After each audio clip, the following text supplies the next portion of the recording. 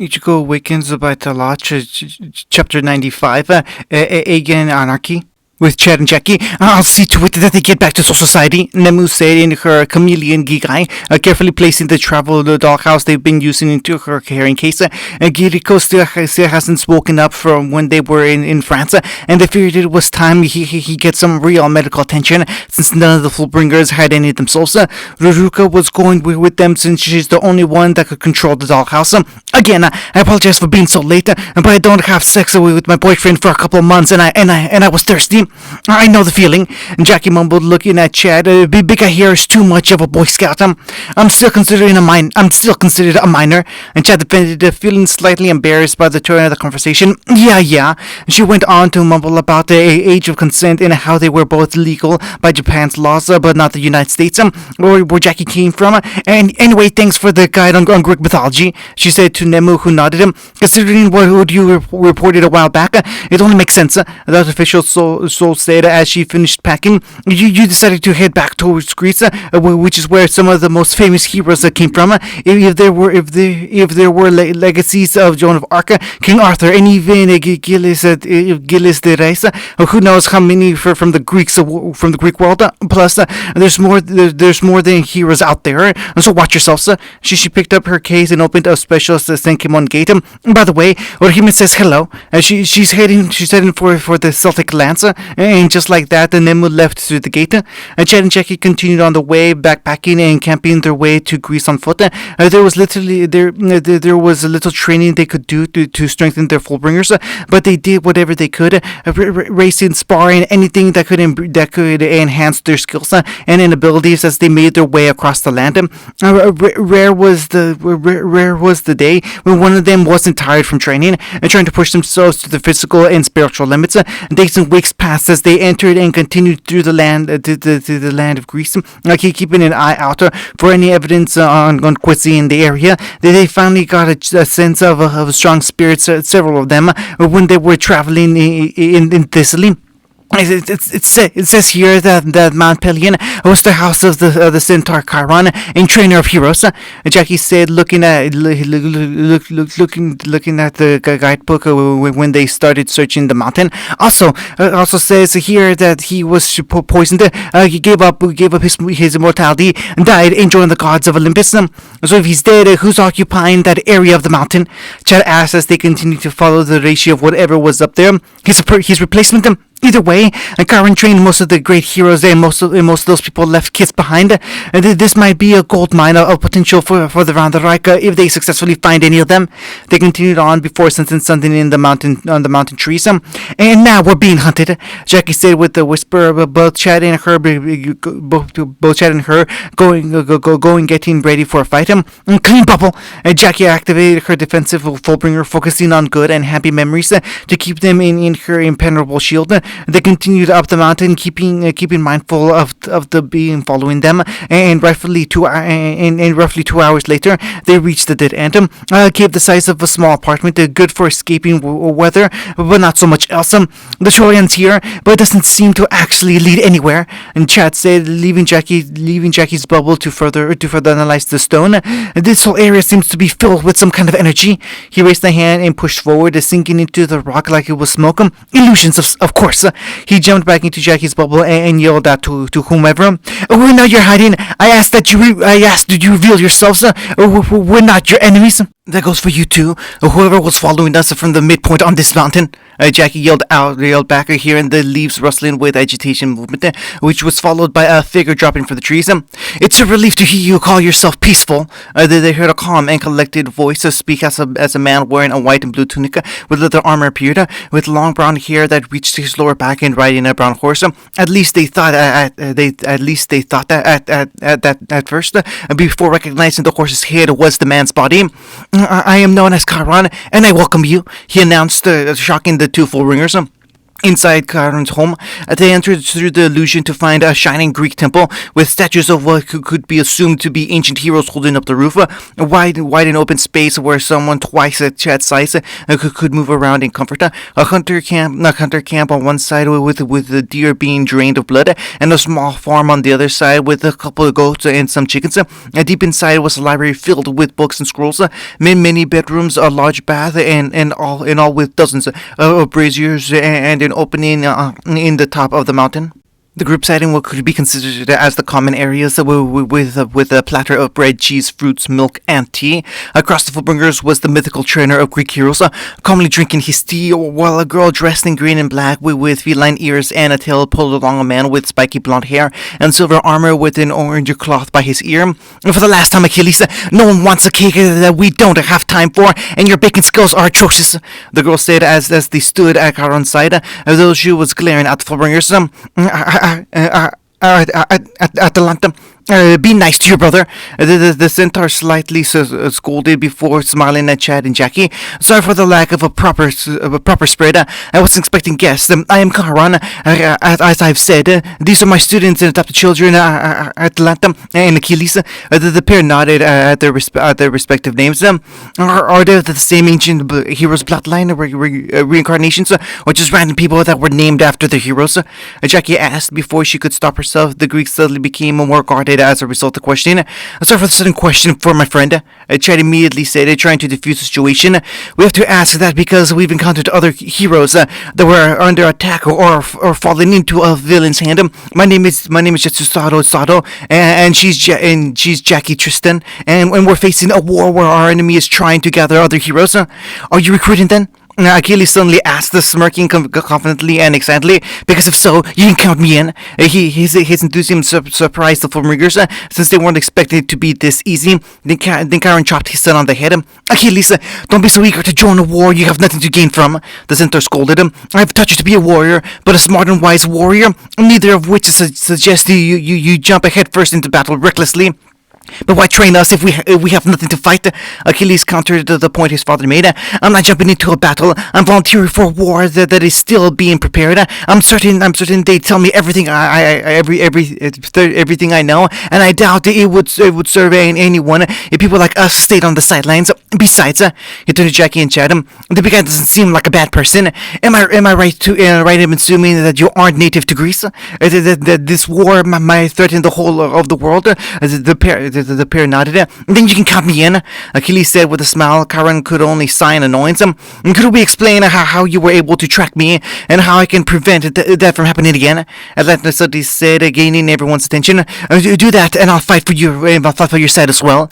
Charon's irritation and parental concern was exasperated by Atlanta's declaration as something she noticed. I'm a huntress teacher. I'm at my best when no one can sense me. They sensed me the moment I started stalking them, and they were prepared. If what they say is true, they need to be ready. Stubborn, Charon sighed, just like the originals. And to answer your questions from earlier, Miss Tristan, they are indeed the reincarnations of Achilles and Atlanta. Atlanta still bears a part of the curse that turned the originals into a lion, making her more feline, but she uses it to perfect her hunting abilities.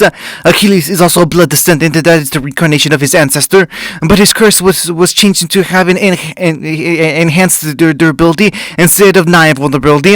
I found both as abandoned babes on my mountain, and took them both in as my children, and trained them as is my duty as the legendary teacher. If you want my children to aid you, I'll need to see how you measure up as heroes yourselves. Of course, both Fullbringers said, Chad being sincere while Jackie mumbled under her breath.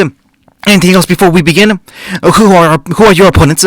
The centaur asked. If they're going to attack, we should know how to identify them. Of course, Chad said while Jackie fished something out of her backpack. Our enemy are called Quincy, a human that have learned to manipulate ambient spirit energy to use as weapons. He told them about the history that led to the first war and near genocide of the Quincy, the circumstances of their return, the dangers they presented, and the threat of Yopa. They are best identified by the five-pointed cross. And that is their symbol. And that Atlantis caddy is perked up. Five-pointed cross. And she asked for clarification. Will they also be wearing white military uniforms? Because I think I saw some of them before. Chad and Jackie froze as the news hit them. Show us where. a hidden cove. Atlanta took the group down to where she first saw the suspected Quincy appearance. Not really concerned since she thought they were simple tourists. Once there, they found what could only be described as a smuggling operation with nearly 100 Quincy. They watched as Van der Rack hauled around crates and cages full of Greek monsters moving around ashore to Greek Barime ship bearing no visible symbols aside from a near invisible Quincy cross on the sail. The shock gave way to other emotions as Achilles looked eager for combat. Atlantis and Chiron were more cautious as they studied the area, while Chad and Jackie tried to keep everyone's head down. I should have come back sooner. Atlanta cursed as she passed the binoculars to Chiron. There were only a few at first, but I thought it wasn't an issue. I guess I was wrong. One of the cages shook fiercely, Quincy shooting the being inside with the spirit bow, which only served to anger the occupant. Poachers, how disgraceful! The cage burst open with the Cyclops breaking out, roaring in anger at his treatment, an anger that was short-lived when a spear pierced through his head directly from the eye, casually thrown by a man with round glasses that was clearly the leader of the group. A Stonewater! Chad cursed, remembering his last encounter with one of the Quincy elite. The Stonewater in question now looked like a cold and unfeeling officer of the army, one that seems more content with just killing everything in front of him that isn't worth converting to a Quincy. This is bad. He looked around to find a way to get closer and get more information when he saw Atlanta nudging her bro. Stop! He whispered harshly. The Stonewaters are elite soldiers with special abilities. Jackie quickly explained. If you jump in recklessly, the only result will be your death, especially since you can't hide your presence to them yet. The archer growled in frustration at their current helplessness before noticing something odd. Is that Jason? Atlanta asked, spying a blonde man in a white and blue tunic with orange cloth around his waist. Definitely connected to original Jason, but why is he involved? You said they're gathering heroes themselves, but Jason was completely useless as a fighter. But he still led the other heroes of the Argonauts, Atlanta. Chiron reminded the girl, and the silver tongue can be more dangerous than any sword or spear. I'll get in close and try to listen. Be ready to flee if I get captured. The centaur descended further down the way. To close in on the Quincy. Chad and the others keeping an eye on him and the Quincy just in case they needed to move. 10 minutes passed with the only notable change being Chiron losing his horse form for more mobile before he returned, bearing a look of calm fury. We have 1 week. Let's get ready. Back to Chiron's temple. Day 1, the group threw themselves into training themselves in preparation to attack the cove and the Quincy inside.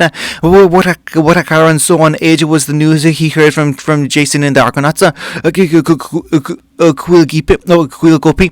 The news was that Jason was attempting to sell out other Greek heroes to the Quincy, and a number of them would be dangerous to have as enemies. The question was which hero would be the target. He wanted to keep an eye on the cove, but the group needed training. However, Chiron was the best teacher in all of Greek for a reason. Achilles and Chad were to spar while Jackie taught Atlanta how to control her Ryetsu, as the Fullbringers called it. You've definitely got stronger, Sado, the Greek warrior said, but you're lacking in speed and technique. They were trading quick blows, both dodging and deflecting attacks while getting a gauge of their abilities. Like so! He quickly caught onto Chad's arm and got into a lock. He quickly lock, making his side vulnerable to an assault. I don't know what martial art they have in your soul society, but I suggest you pick up something. Achilles let go as they restarted their stance for another round. The warrior smiled confidently. Suddenly Chad was in front of him, almost like he teleported, with his hand just covering an inch away from his body. I'll admit, I am lacking in that regard. The Fullbringer admitted to be rubbing his joint from the stress of using bringer light to move that fast. As you can tell, power is my strong suit over technique, and I'm not exactly the fastest. In fact, my martial artist training as a whole was barely longer than a year before I devoted myself to training and understanding my own special powers. Everything else was making sure I was strong and durable enough to keep up. Achilles let himself smile at the sudden ferocity of the attack, making his blood boil for combat, but he held himself. I can help you. I can help you learn about punctuation. It might help. He suggested as they As they resumed their spar, Atlanta's training into sensing Reishi was not going as well. Don't use your hearing, Jackie scolded, moving too fast for Atlanta to react thanks to her dirty boots and kicking the girl in the gut. You're trying to see the spirit of a person. The huntress was blindfolded but was still about to able to dodge. After a few punishing kicks from the Fullbringer, thanks to her training hearing, now Jackie up both her speed and her force, so that Atlanta was too slow to react. If you don't catch up, you're going to end up dead. And she warned as Atlanta forced herself back to her feet. Again, the huntress demanded. Day 4. Since souls grow in power rapidly in response to near-death experiences, Atlanta managed to gain the ability to see spirits, and since the day 2, after being brought to the brink of death for an entire day, after that was a matter of learning how to control her Ryetsu, so that she wouldn't be exposed when she took over spying on the Kova, which was much easier when getting beaten to near death. With that skill under her belt, she and Jackie went to the cove and had Karan return to the temple. Chad and Achilles now sparred in Praction, which the centaur was overseeing, before deciding it was time for a break. Enough! Karen gently called out after Chad put Achilles in a shoulder lock, the two disengaging from each other. Achilles, go get some water. Chad, I'm curious about your Fullbringer abilities. Mind if we talk about them? Achilles went about getting the water while Chad and Karen left the temple. Basically, how do they work? The Fullbringer asked as they walked into the outside, and Karen nodding and waiting. Fullbringer is the basic ability of pulling on an object's soul, something anything has, and we can manipulate that in certain ways. My increased speed is from Bringer Light, which is pulling on the soul of the ground or air to accelerate my movements. Fullbringers also access their own respective abilities from something they have a stronger attachment to, and mixes its soul with their own to gain those abilities. Jackie loves her boots and her memories with them influence their abilities. For me, it's my arms and my pendant, he said, grasping the medallion. I've also had great strength in them, and this medallion is the representation of my promise to my grandfather and best friend. Do you only take pride in your arms? Karen suddenly asked, getting Sato's attention. I understand taking pride in the strength of your arms, but what about the rest of your body? Do you not have any pride in your legs or your torso? You have strength in your whole body, Chad. So why does it only cover your arms? Chad looked at his figure and wondered that very question. Day 6. So I've been wondering. Chad started as he and Achilles entered into the battles of the temple. What's it like being the reincarnation of the Achilles? The Thumger asked the hero, who took a moment to think about it. Honestly, sometimes it feels like there's a voice in my head giving me advice. Achilles admitted before chuckling. The problem is the voice doesn't have any advice beyond fighting. So guess that voice is pretty much pointless. The two shared a laugh before the frantic voice of Atlanta broke them out of it. Everyone assemble now! They heard her call out, prompting the two to get out and get dressed. They just got their first real victim, and it was Medea, she said as they appeared in old-fashioned Greek tunics. Charon next to the huntress as he made the map. Must her fate be to suffer because of that bastard Jason again? She growled, her former life's anger at her former comrade rising to the surface. Calm down, Atlanta. Charon ordered. Control your anger. Don't let it control you. He finished drawing the map and faced the assembled group. The story of Medea bears a legacy of magic, heartbreak, and betrayal. The original Medea was charmed by Aphrodite to betray her family and country for the sake of Jason, a man she never met before, and was tossed aside in favor of another princess. And she herself had so much potential that Hecate herself taught the princess magic. Her reincarnation is undoubtedly as skilled as her original self, and would be a great asset to any side that had her. Atlanta, what is the current situation at the cove? Several hellhounds, a couple of Cerberuses, a few Cyclopses and Minotaurs, a Chimera, and it seems and it seems like the Caledonian bear was reborn as well. The hunters reported it turned into the Fullbringers. That boar is mine. The original Atlanta killed it, and now it's my turn. A few grunts from Kyra brought the girl's focus back as she continued to report. A couple dozen Quincy and Jason himself, but no Sternritters. The Sternritter from earlier is supposed to appear at noon for pickup. Then we'll attack at first light. Karen decided. Achilles, Chad, Jackie, the three of you will free the monsters and attack the Quincy in the confusion. Atlanta and I will recover Medea. Then Atlanta will join you in destroying the monsters and get some sleep and be ready. Hitting Kova, they move silently, racing down the smuggler's base and readying their assault. Karen and Atlanta made their way to the cave where Jason had the best prices, while Chad, Jackie, and Achilles circled the perimeter. Achilles had his spear and shield, while Jackie and Chad had the fulmingers ready, prepared for the eventual battle to come.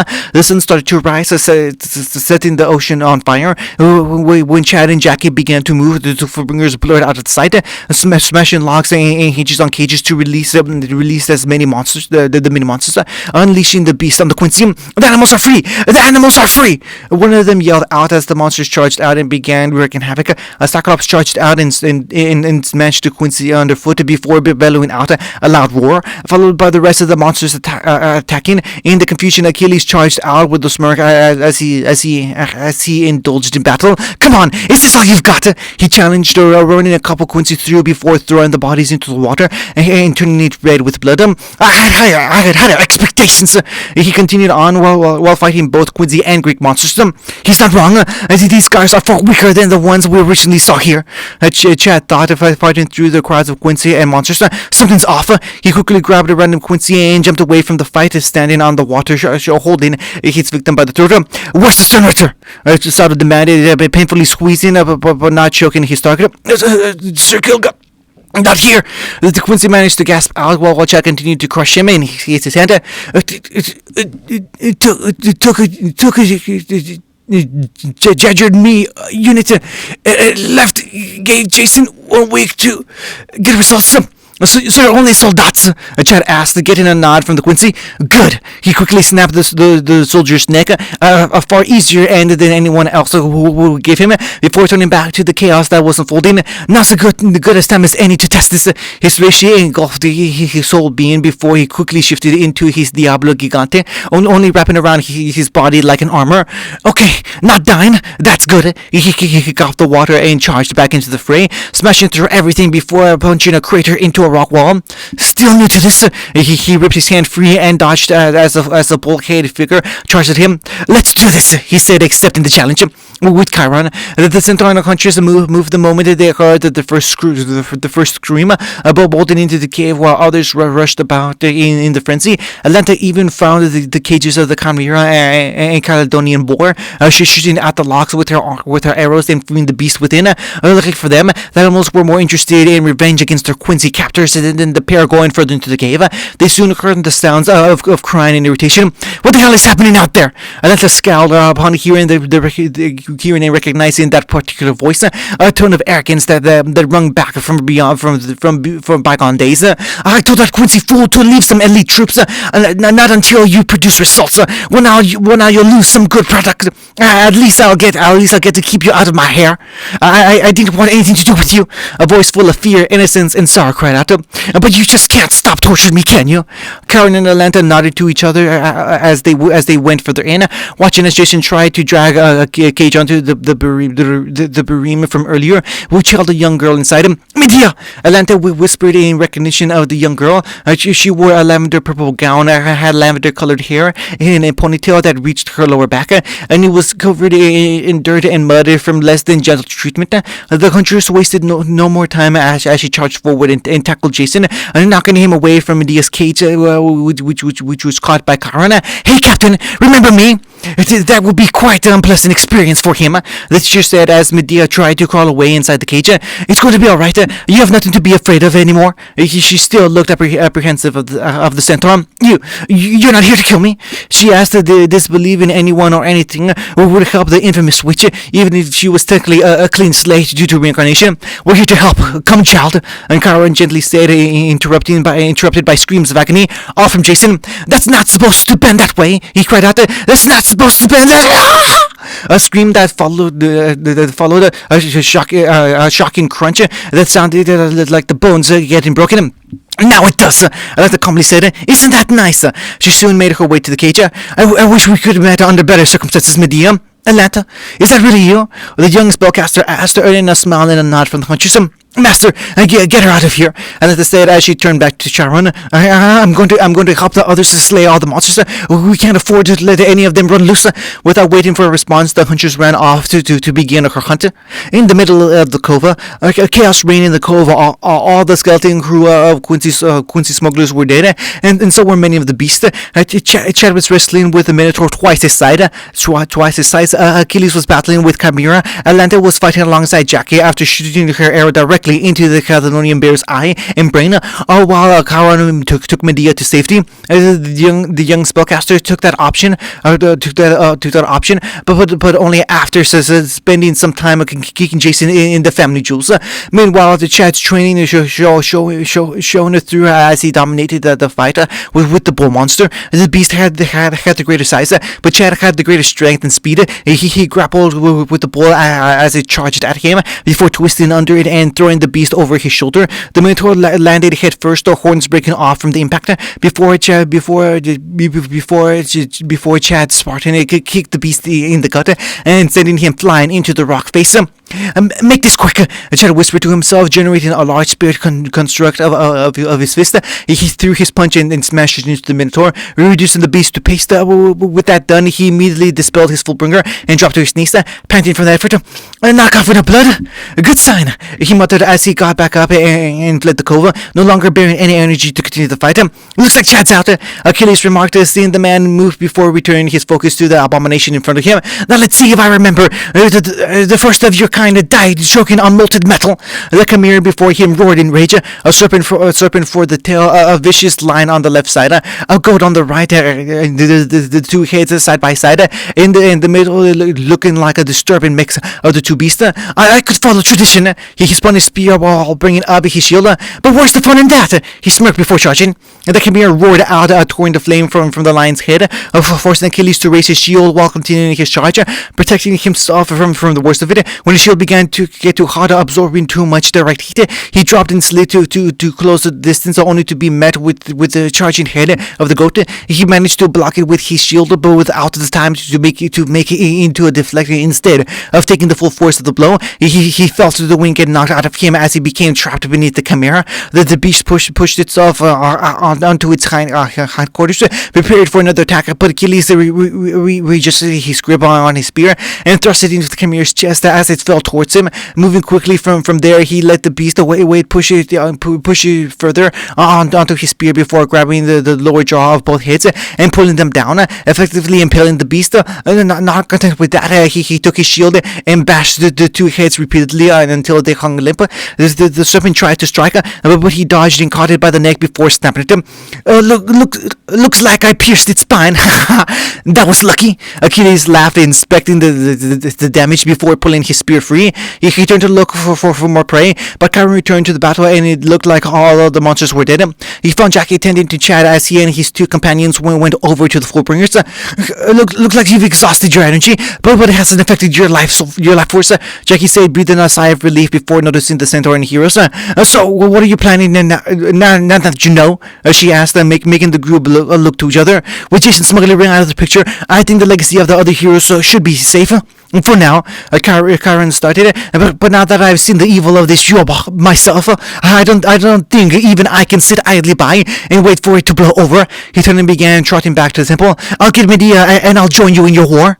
Illustrated Guide to Soul Reapers. And next, Frankenstein. She seems to be making good progress. Nozomi said as she and Kisuke watched as the Frankenstein mod soul continued to fight another combat to test against more hollows. This time for a stronger level. Though not feeling pain, it's more of a deterrent than an aid. Maybe make the skin tougher. She started mumbling on before Urahara caught her. I know this particular mod soul needed a lot of attention, but you did make sure to make progress with the other experiments. He asked, snapping her out of her traces. The only real progress with these Tegu comes from ones that we have physical samples of, like the Devil's Extract Ice one. If Ichigo can get a sample of that in Curcio, then I know I can make a breakthrough on that front. Meanwhile, I've started on the next Frankenstein model, and I know this one will be an improvement. She handed him a file. Why is she in a swimsuit? He immediately asked, looking over the specs of the new body. My team's own words. Frankie-chan is too cute to not do that. Nozomi answered, can I have something to shock them, sir? Get Frankenstein to do it. He answered, hearing the last hollow die. After you fix her. Again. End of chapter 95.